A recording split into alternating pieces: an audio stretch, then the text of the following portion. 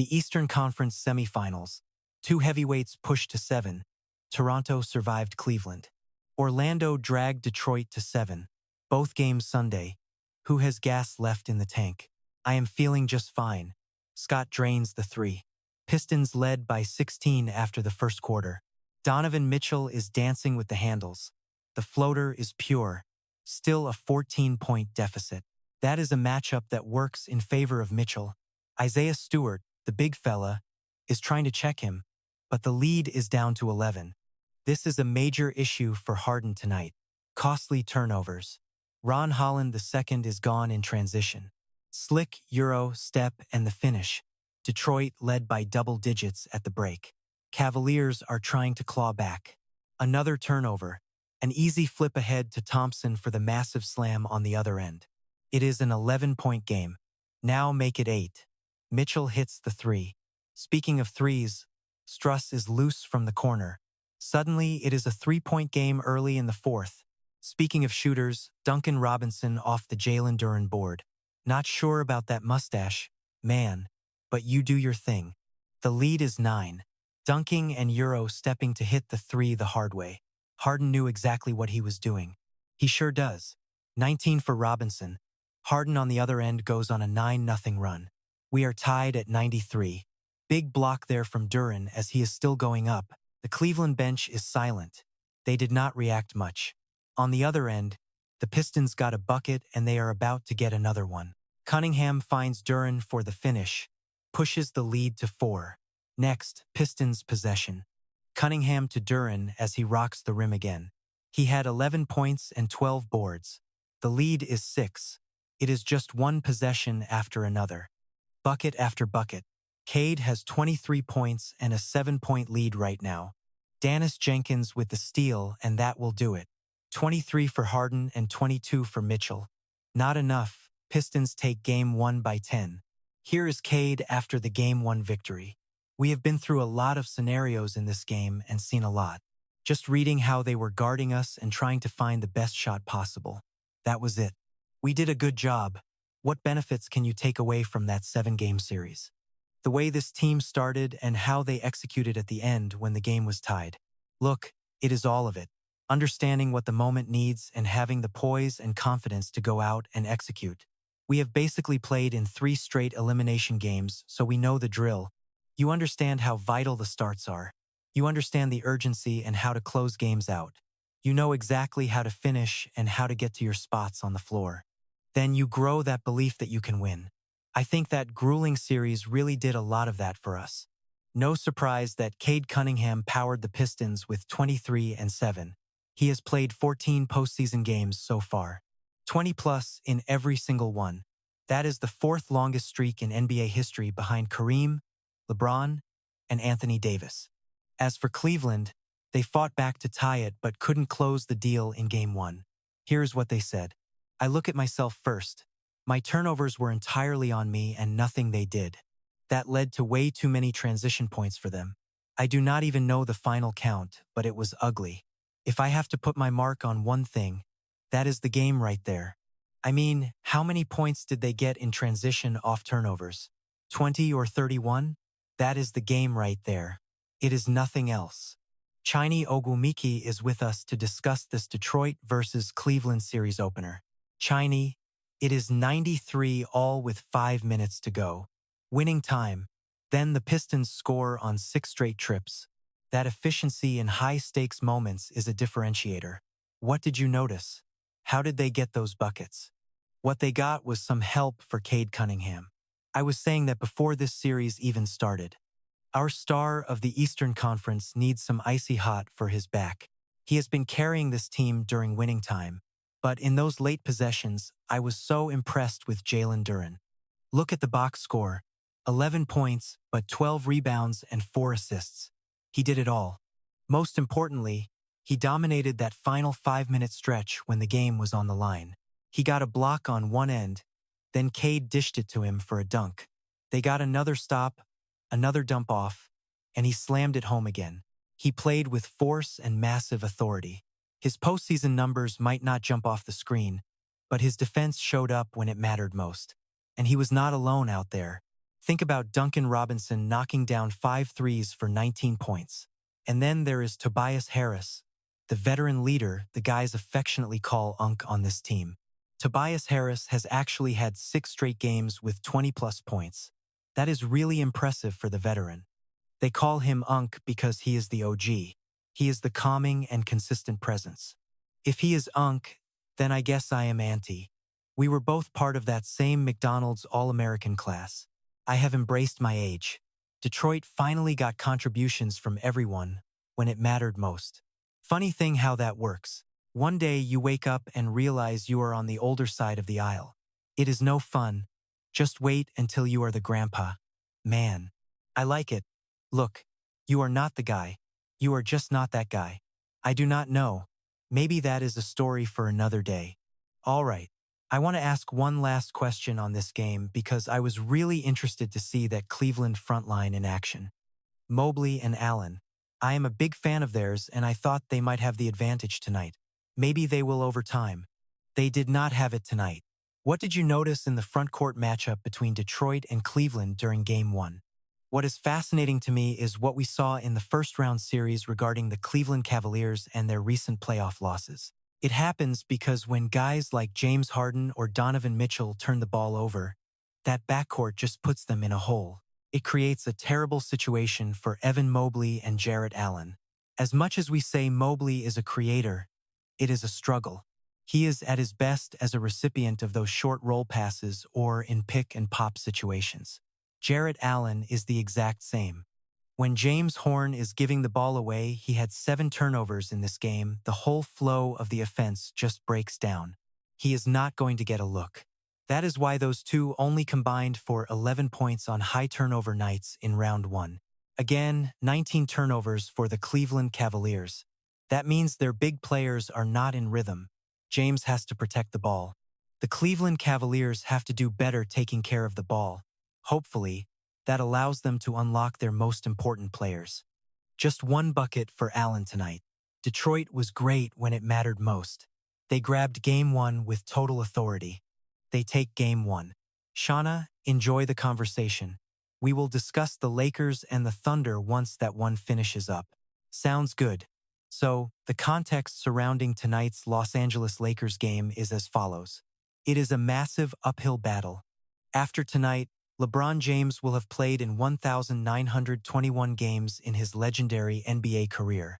The Lakers closed as 15.5-point underdogs, which is the largest of his career. LeBron has been many things, but never this. He has never faced a climb this steep against an absolute wagon like the Oklahoma City Thunder. This is a different beast. I have to figure that out. They are a wagon. On the first play of the game, LeBron goes downhill, scores, and the foul. Alexander misses the shot. James in transition. That is 75 times he has had 10 points or more in the first quarter of a playoff game. The closest behind him is Kevin Durant at 47. Lakers lead by 3, but there are 4 quarters to a game. Look at this high-difficulty shot from Shai. Just absurd artistry. JJ Redick is not thrilled. OKC leads by 5, then grows to 7. There is the massive block from Chet on DeAndre Ayton. Going the other way, Hartenstein up top. The thin man is loose. Chet climbs the ladder. That is a perfect pass. He started the play with a block and got rewarded with the slam. Then Holmgren misses the point-blank shot but grabs the rebound for the putback. The lead is now in double digits. The lead is 11. Shai with the dish down low. Chet has 18 points in the first half already. That is the second most in any playoff half of his young career. Thunder lead by 8 at the break. Marcus Smart on the pick and roll. It is knocked away. Alex Caruso with the flush. The Lakers are fired up, but the lead is now 15. Jared McCain catches in rhythm. He drains the 3 and the lead is 16. This is getting away from the Lakers fast.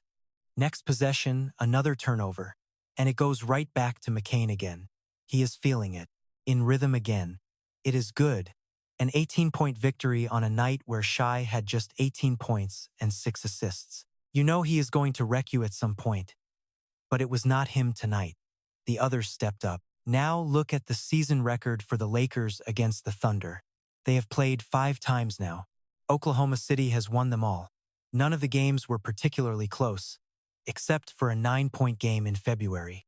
The context of regular season games is always a bit tricky. You never know about rest or who is actually playing. But we know OKC wins this one. Shane Young joins us as promised. Let us start with Shai's night. There is going to be a night where he goes bananas and drops 40 points. Then there is just no hope. If you told the coach he only gets 18, you would think they were beatable. But they have so many options. Chet had 24. Absolutely. When you think about the options Oklahoma City has, they are a deep squad. Starters and bench are both dangerous. At the start of this postseason, Shai Gilgeous-Alexander was playing like a superhero. He was just so consistent. That 20-point streak snapped tonight at 18. But the cool thing about this Thunder squad is how they transfer their powers. He handed those powers to Chet Holmgren, who was sensational in the first round against the Phoenix Suns. He averaged 17 points on 60% shooting.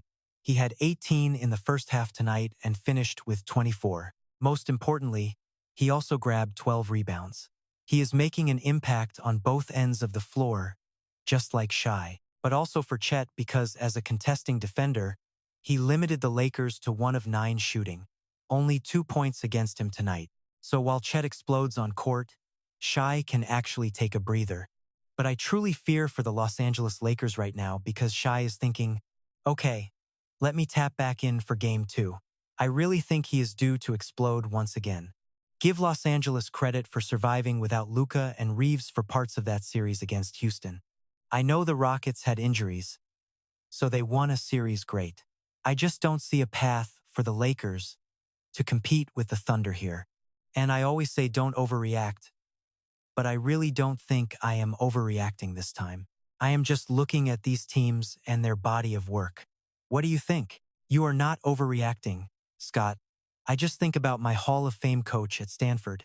When you face a juggernaut like the Thunder or any elite team, she had some advice.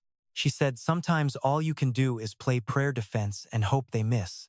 They missed some easy bunnies and open shots in that game. That should have been a gift for the Lakers. To me, the only hope in this series is the 33 combined points off the bench from Luka and Austin Reeves. It is important to note he only had 8 points and shot 3 for 16. So if you are Coach JJ, you can bet Austin won't shoot that bad again. Maybe the supporting cast can provide more production next time. Shooters like Luke Kennard are going to perform better. Your guys will hit shots. But still, you might just have to rely on Old Faithful and pray the Thunder keep missing. I see a gentleman's situation here. Not a sweep, but a gentleman's sweep. I am watching Kennard closely. He had 7 points and Reeves had 8. These players will likely get better, but Shai won't stay at 18 points moving forward either. That is just the reality of it. Thunder fans would quickly point out those regular season numbers. The last time we saw Luka, the Thunder were leading by about 1 million points. The big question remains, why was Luka even out there in a game where he seemingly tweaked his hamstring earlier in the evening? But again, do not overreact. LeBron was awesome. At 41 years old, he dropped 27 points. He can't do much more than this. It falls on the supporting cast, doesn't it? Yes, it absolutely falls on those guys. Honestly, LeBron's performance surprised me. As a Houston native, what lives rent-free in my brain right now, after Game 3, he told a sideline reporter that he was tired as bleep. That really stuck with me. We saw the miles stack up, but he is a pro. He spends $1 million on his body yearly. His professionalism to show up and capitalize on what the Thunder gave was impressive. I was thoroughly impressed with LeBron James. Everyone else has to step up now. Guys like DeAndre Ayton, Rui Hachimura, and Austin Reeves must be top tier for them to have any real chance. Hold on a second. Before this series even began, JJ Redick made it clear he understood the monumental challenge facing his team. After losing the game by 18, here are JJ Redick's honest thoughts following that tough loss in Oklahoma City today. I don't think there was a turning point. It was a general theme of making game plan mistakes. I thought Game 5 against Houston had the most mistakes we have made in the playoffs so far. We lost that game. You're playing the world champions. Your margin for error is simply not that high. You can make mistakes. Basketball is full of them. There were just too many of them tonight. We have to clean that up. There were some good things. We won the expected score. We held Shai under 20 and he finished with 7 turnovers. Our guys played hard, but we need better execution. It comes down to attention to detail. I know we will clean things up and be better. Let's give AJ Mitchell some love. He's been excellent and matched Shai with 18 points tonight. Look at this Thunder team. They carried a target all regular season and haven't lost a game yet. What is the most impressive thing to you about this entire group from top to bottom? Their consistency. They might not be the flashiest team in the NBA right now. You won't see constant dunks or step-back threes that tantalize fans, but they love the fundamentals. They have mastered the dirty work hustle plays, steals, and cohesive team basketball on both ends of the floor. Plus, they are led by Shai Gilgeous-Alexander, who is likely the back-to-back frontrunner for the league MVP title. He is their engine. They go as he goes. He never panics, even after a game with multiple turnovers. He stays cool. His teammates feel so calm and collected around him. JJ Redick was really talking about those 17 turnovers the Lakers committed. When you turn the ball over to the Thunder, it is like a gift from heaven. That is the ultimate gift for them. During the regular season and the playoffs, they led the NBA in points off turnovers, averaging over 20 a game in both. They thrive on your mistakes. It is wild because they do not even need to play perfect ball. Just play hard. That is their recipe for another championship run.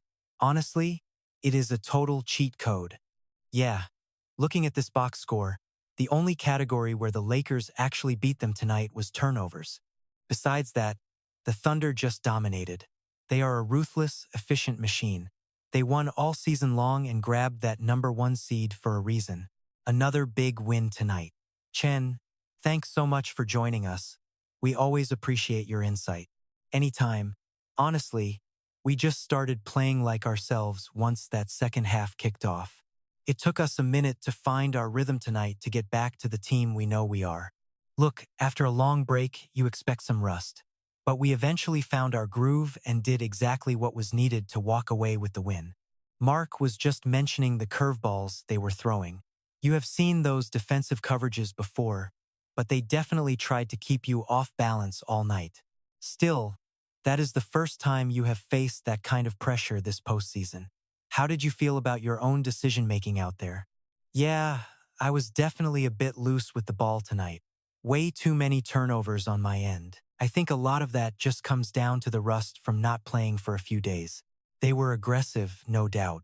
But for most of the night, we actually got great shots. Some just did not fall, but the looks were there. It felt like we created solid offense for our playmakers. Now, we just have to keep that momentum going. It is all about the process. We have to bet on ourselves to find the best shot possible, and then just live with the results. Things will not always go our way, but we give ourselves the best chance to win if we stick to that.